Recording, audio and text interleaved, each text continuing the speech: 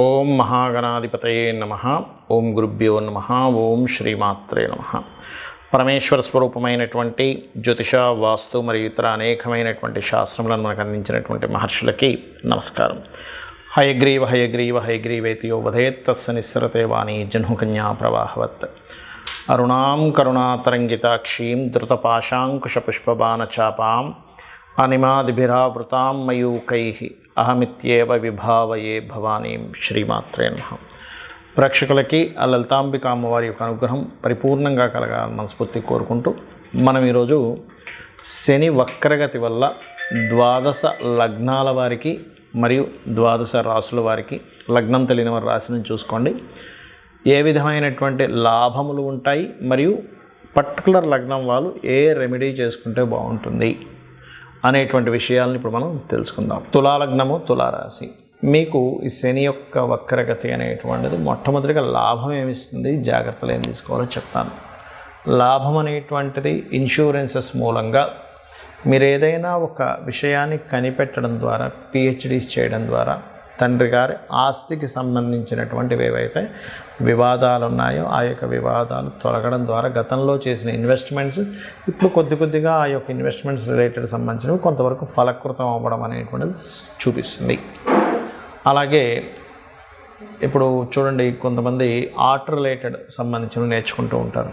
Art related, designing related, ఇట్లాంటివి అలాంటివి ఎవరైతే నేర్చుకొని చేస్తూ ఉంటారో వాళ్ళకి లాభదాయకంగా ఉంటుంది. కాకపోతే మీ యొక్క తులాలగ్నానికి పంచమంలో ఉండే శని 4లోకి వస్తున్నాడు కాబట్టి 4వ స్థానం అనేటువంటిది అర్ధాష్టమ శనిగా చెప్తూ ఉంటారు. కాబట్టి అర్ధాష్టమ శని ప్రభావం ఒక 50% పనిచేస్తూ ఉంటుంది, మొత్తం రాలేదు కాబట్టి. ఆ 50% వాళ్ళు ఏమిటి జాగ్రత్తలు అంటే, కొంచెం కన్స్ట్రక్షన్ చేసేటప్పుడు, వాహనం మీద వెళ్ళేటప్పుడు, కన్స్ట్రక్షన్ రిలేటెడ్ సంబంధించిన విషయంలో కొంచెం మీరు ఎవరికైతే కాంట్రాక్ట్ ఇస్తారో లేదా లేబర్స్ని పెట్టి వర్క్ చేసుకునేటప్పుడు వాళ్ళు కొంత స్లోగా చేస్తూ ఉంటారు. ఎందుకంటే బికాజ్ ఆఫ్ శని యొక్క ప్రభావం వల్ల. మరి ఫైనాన్షియల్ మ్యాటర్స్ విషయంలోని జాగ్రత్తగా ఉండాలి తులాలగ్నం వారు. వివాహ నిర్ణయాలు, పార్ట్నర్స్ని మీ యొక్క జీవితంలో ఇన్వైట్ చేసేటువంటి అంశాల్లోని, మరియు ఎవరికైనా మధ్యవర్తిత్వంగా ఉంది, పెద్ద మొత్తంలో అప్పులు ఇప్పించేటప్పుడు, తీసుకునేటప్పుడు సంతకాలు చేసేటువంటి అంశాల్లోని, అందులో ముఖ్యంగా సిబ్లింగ్ వరుస వాళ్ళు, లేకపోతే మీకు ఎవరైనా గైడ్ చేసే వాళ్ళుగా అనిపిస్తూ వాళ్ళ ద్వారా మీరు కలిగేటువంటి ఇబ్బంది, ఇటువంటివి చూపిస్తున్నాయి. అలాగే మరొక విషయం ఏంటంటే, ఇక్కడ ఈ యొక్క శని వక్రగతి వల్ల ఎటువంటి తప్పిదాలు జరుగుతాయి ఉద్యోగంలో అంటే, ప్రమోషన్స్ మీ యొక్క కంపెనీ వాళ్ళు హోల్డ్ చేసినప్పుడు ఆ హోల్డ్ చేసినటువంటి సమయాన్ని భరించలేక ఇంకో దగ్గర మారిపోదాం అనేటువంటి తప్పిదాలు చేస్తూ ఉంటారు. కాబట్టి తొందరపడి ఉద్యోగ సంబంధించిన విషయంలో ప్రమోషన్స్ ఇంకా రావట్లేదని తొందరపడి మాత్రం మారకండి. ఇది శని వక్రగతి ఎంత బలంగా పనిచేస్తుందంటే, ఎంతమంది చెప్పినా సరే మారిపోదామని చూస్తూ ఉంటారు. ఎందుకంటే ఇప్పటికీ ఇంతకాలం అయింది, వీళ్ళు ప్రామిస్ చేశారు, ఫేక్ ప్రామిసులు చేశారు, నేను ఎందుకు ఉండాలనే భావన కలుగుతూ ఉంటుంది. ఎందుకంటే ఈ సమయంలో ఉద్యోగం లేకుండా ఖాళీగా కూర్చునేటువంటి భావన ఇస్తూ ఉంటుంది. అంటే అటువంటి ప్లాంటరీ పొజిషన్స్ని ఇస్తూ ఉంటుంది. కాబట్టి జాగ్రత్తగా ఉండాలి. ఎందుకంటే ఇక్కడ చూసినట్లయితే మీకు దశమం కంటే భాగ్య అష్టమాల్లో ఎక్కువ గ్రహాలు తిరుగుతుంటాయి. కాబట్టి ఈ విషయాల్లో జాగ్రత్తగా ఉండాలి. ఇక మీరు చేయవలసినటువంటి దేవతా ఆరాధన, ముఖ్యంగా కాళికా అమ్మవారి యొక్క ఆరాధన చేయండి. మరియు మనకి ఈ నవరాత్రుల్లో కూడా మనకి వారాహి నవరాత్రులు వస్తున్నాయి, దానికి సంబంధించినటువంటి ఆరాధన చేయడం అనే విధానం మీకు బాగుంటుంది. గోవుకి క్యారెట్స్, బెల్లము, అదేవిధంగా గ్రాసము తినిపించండి. కేతు, కుజ, శని గ్రహాల దగ్గర దీపారాధన చేయండి, అనే విధాలు బాగుంటుంది. కొంతమందికి లగ్నం కానీ, రాశి కానీ, నక్షత్రం కానీ తెలియదు. అటువంటి వారు ఏ పరిహారం చేసుకోవాలి, ముఖ్యంగా అటువంటి వారు ఏ జాగ్రత్తలు పర్టికులర్గా తీసుకోవాలి శని వక్రగతిలో ఉన్నప్పుడు అంటే, దేని మీద జనరల్గా అందరికీ ఎఫెక్ట్ చూపిస్తుంటుంది అంటే, ఇన్వెస్ట్మెంట్స్. మనం ఎక్కడైనా ఒక ఇన్వెస్ట్మెంట్ చేస్తున్నప్పుడు, అది ల్యాండ్ కానివ్వండి, చదువు మీద కానివ్వండి, బిజినెస్ మీద కానివ్వండి, ఇన్వెస్ట్మెంట్ చేసేటప్పుడు కాస్త చూసి ఇన్వెస్ట్మెంట్స్ చేయాలి అనేటువంటి చూపిస్తుంది. అదేవిధంగా శని వక్రించినప్పుడు ఏంటంటే, పర్టికులర్గా దాని యొక్క ప్రభావం అనేటువంటిది పితృస్థానము, మాతృస్థానాలు అంటారు. అంటే రవిచంద్ర రాసుల మీద దాని ప్రభావం ఉంటుంది. కాబట్టి ఎవరైనా సంతానం సంబంధించినటువంటి ప్రయత్నాలు, అందులో ప్రత్యేకంగా ఐయుఐలు, ఐవీఎఫ్లు చేయించుకునేటువంటి వారు కొంత జాగ్రత్త వహిస్తూ ఉండాలి. అలాగే ఈ శని యొక్క వక్రగతి పర్టికులర్గా ఏలినాటి శని, అర్ధాష్టమ శని, అష్టమ శని ఉన్నటువంటి వారికి దాని ప్రభావం కొంత తగ్గుతుంది. అది ఏ రాశుల వారికి అంటే, ఇప్పుడు చూడండి, మనకి ఈ మకర రాశి ఉందనుకోండి, మకర రాశి వారికి ఏలినాటి శని లేదు, వెళ్ళిపోయింది. కానీ వక్రగతి వెనక్కి రావడం వల్ల మకర రాశి వారికి కొంత ఏలినాటి శని ప్రభావం ధనస్థానం మీద పడుతూ ఉంటుంది. మన కుంభరాశి వారికి జన్మంలో ఉన్నటువంటి శని వెనక్కి వెళ్ళినట్టు అవుతూ ఉంటుంది. అంటే ఏమిటి, కొంచెం స్ట్రెస్ తగ్గుతూ ఉంటుంది. మీనం వారికి ఏలినాటి శని ప్రారంభమై 1.5 year అయినప్పటికీ ఇప్పుడు మరలా ఏలినాటి శని లేని ప్రభావం కనిపిస్తూ ఉంటుంది. అలాగే కర్కాటకం వారికి అష్టమ శని ప్రభావం తగ్గడము, వృశ్చికం వారికి అర్ధాష్టమ శని ప్రభావం తగ్గుతూ ఉంటుంది. అయితే ఇక్కడ మీరు అర్థం చేసుకోవాల్సిన విషయం ఏంటంటే, శని భగవానుడి యొక్క మహాదశ నడుస్తున్నా, ఏలినాటి శని, అర్ధాష్టమ శని, అష్టమ శని నడుస్తున్నా ఏమీ కంగారు పడాల్సిన అవసరం లేదు. ఆయన ఏమీ మిమ్మల్ని హింసించడు. ఒకటే గుర్తుపెట్టుకోండి, ఆయన కర్మనిస్తుంటాడు. కర్మ అనేటువంటిది మనం చేసేటప్పుడు శ్రమ అనేటువంటిది ఖచ్చితంగా ఉంటుంది. ఎందుకంటే శని భగవానుడు శ్రమకారకుడు, కర్మకారకుడు, ఆలస్యానికి కారకుడు, మందుడు అంటూ ఉంటారు జ్యోతిష్ శాస్త్రంలో. అందుకని ఏమిటి, కాస్త శ్రమ ఆలస్యం అవుతుంది, ఇంతే గుర్తుపెట్టుకోండి. మనం చూడండి, ఏదైనా ఒకటి ఇన్ఫర్మేషన్ ముందే మనకి ఇది ఇప్పట్లో రాదు, కొన్ని రోజులు టైం పడుతుంది అని ముందుగా మనం ఫిక్స్ అయ్యామనుకోండి ఏదైనా ఒక విషయంలో, మనం అప్పుడు ఇబ్బంది పడం. అలా కాకుండా ఈరోజే వచ్చేస్తుందండి మనకు ఆ రిజల్ట్, లేకపోతే ఈరోజే మనం దాన్ని మనీ ఇస్తాను, వ్యక్తి ఇచ్చేస్తాను అన్నాడు అన్నప్పుడు మాత్రమే అది రేపటికి పోస్ట్పోన్ అయితే మనం స్ట్రెస్ ఫీల్ అవుతాం.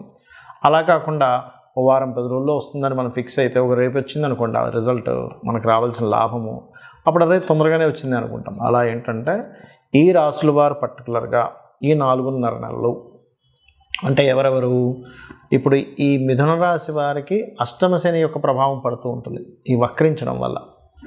అలాగే తులా లగ్నమ తులారాశి వారికి అర్ధాష్టమ శని ప్రభావం పడుతూ ఉంటుంది, ఏది పంచమంలో శని ఉన్నప్పటికీ వక్రించడం వల్ల. మరియు ఈ యొక్క ధనస్సు వారికి ఏలినాటి శని ఎండింగ్లో ఉండే ప్రభావం పడుతూ ఉంటుంది వక్రించడం వల్ల. వీరు కొంత జాగ్రత్త వహిస్తూ ఉండాలి. అలాగే ఇక్కడ ముఖ్యమైనటువంటి విషయం ఏంటంటే, చాలామంది వాళ్ళ జన్మజాతకంలో ఉన్నటువంటి ప్లానటరీ పొజిషన్స్ ఏమిటి, పిఏసి అంటారు, అంటే ప్లేస్మెంట్ ఆస్పెక్ట్ కంజంక్షన్ ఏమిటి, మహాదశ ఏం నడుస్తుంది, ఏ గ్రహం బలంగా ఉంది, ఏ గ్రహం బలహీనంగా ఉంది అనేటువంటి విషయాన్ని పరిశీలించడం మానేసి కాలసర్పదోషం ఉంది, లేకపోతే సర్పదోషం ఉంది, లేనట్లయితే ఏలినాటి శని నడుస్తుంది, ఇంకోటి ఏదో స్త్రీదోషం ఉంది, పితృదోషం ఉంది, అందుకే నేను జీవితంలో ఎదగలేకపోతున్నాను అనుకుంటారు. అది కేవలం ఆ పార్ట్ వరకే. స్త్రీదోషం ఉందంటే కేవలం ఒక స్త్రీతో జరిగిన వివాదం వల్ల మీరు ఇబ్బంది పడతారు. పితృదోషం ఉందంటే పితృదేవతల అనుగ్రహం తక్కువగా వస్తూ ఉంటుంది. కాలసర్పదోషం ఉందంటే అది కాలానికి ఆపాదించబడాలి కానీ జన్మజాతకానికి చేయకూడదని చెప్పబడింది. సర్పదోషం ఉందంటే కొంచెం మనిషికి కోప స్వభావం ఎక్కువగా ఉంటుంది, సడన్గా అప్ అండ్ డౌన్స్ వస్తుంటాయి, అంతవరకే. కానీ మిగతా మన జాతకం మొత్తం అదొకటే రూల్ చేస్తుంది అనుకోకూడదు.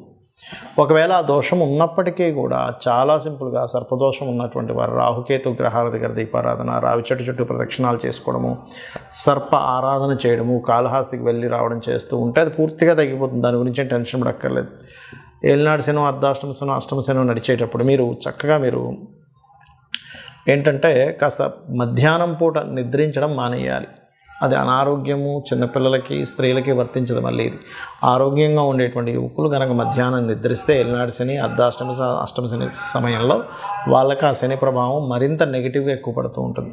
వాకింగ్ ఎక్కువ చేయడము, ఎక్కువ శ్రమించడము, ఇట్లాంటివి చేస్తూ ఉండాలి. అప్పుడు దాని ప్రభావం అనేటువంటిది పడదు. అదేవిధంగా స్త్రీ శాపం ఉంటుంది, అంటే శుక్రుడు పాడైనప్పుడు సర్వసాధారణంగా అనవసరంగా మీరు స్త్రీలతో గొడవలు పెట్టుకోకూడదు. మాతృశాపం ఉన్నప్పుడు మాతృతో ఇంకా ఎక్కువ గొడవలు పెట్టుకుంటే ఆ కర్మ ఇంకా పెరుగుతూ ఉంటుంది. పితృశాపాలు ఉన్నప్పుడు తండ్రితో ఎక్కువగా గొడవలు పెట్టుకోకూడదు. ఇవన్నీ ఏంటంటే ఈ గ్రహాలు ఇవి ఎందుకు ఇలా ఏర్పడ్డాయంటే పూర్వజన్మలో చేసుకున్నటువంటి కర్మ ఆధారంగా ఇవి ఇలా వచ్చాయి. కాబట్టి దాన్ని మనం అర్థం చేసుకొని ఇంకా ఆ కర్మను పెంచుకోకుండా పోయిన జన్మలో చేసిన కర్మ వల్ల ఇలా ఏర్పడింది కాబట్టి నేను దీన్ని తగ్గించుకోవాలనుకుంటూ నిత్యము అమ్మవారి యొక్క నామాల్లో,